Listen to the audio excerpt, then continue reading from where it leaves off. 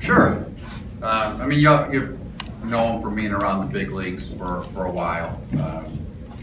Doug is been established major league pitcher. We've been looking for starting pitching depth. We've really traced him sort of an unusual situation because we traced him coming into spring training at that time. They were looking for a bigger contract guaranteed at the major league level that we didn't feel that we could supply at the time because we didn't have a guaranteed position. We continued to follow him. Just as he didn't sign somewhere, we sent people to go watch him work out, throw batting practices in Fresno where he lived. We continued to stay in contact with him. We finally felt we were going to be able to add him to our major league roster. We made a phone call, and he had agreed the day before with the Angels on the contract.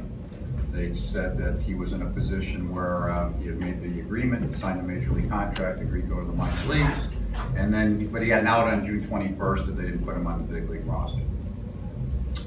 We scouted him two outings ago. One of our scouts, Eddie Bain, who has seen him pitch before, recommended him, felt he could pitch in the starting rotation at the major league level, that we should be interested in him. We scouted by video his last outing. He became available. They decided not to add him to their major league 25-man roster. And we were in a position where we claimed him on the release waivers then at that point. They asked him if he would stay at AAA longer. Apparently he said no to them. And we just felt that he'd be a good addition for us. Eddie felt he was throwing the ball well. He's never been a big velocity guy. He's an average velocity. He even ticked a little bit below there the last couple of years. But when he saw him, he was an 89, 90, good cutter, good curveball, knows how to pitch, good sink, holds runners well. He's a championship caliber makeup player. He's a quality individual, hard worker, great shape, and we think he can help us. When might he start? Sunday. So I think he'll, in fact, I'm sure he'll start Sunday. When I say that, it's not my announcement, but since you asked, John will be telling you and filling you that details, but he is going to start first on Sunday. He will be on a red eye tonight. He's flying in, he'll land at 5 o'clock in the morning. He was ready to go, thrilled to be ready to step in the rotation. His bags were packed with the anticipation of the release waivers. He may not make it through, somebody may sign him.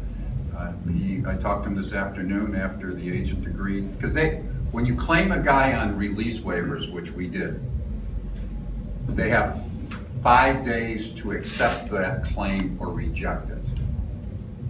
Because technically what they could do is reject the waiver claim and then be a complete free agent once again and go try to sign with somebody.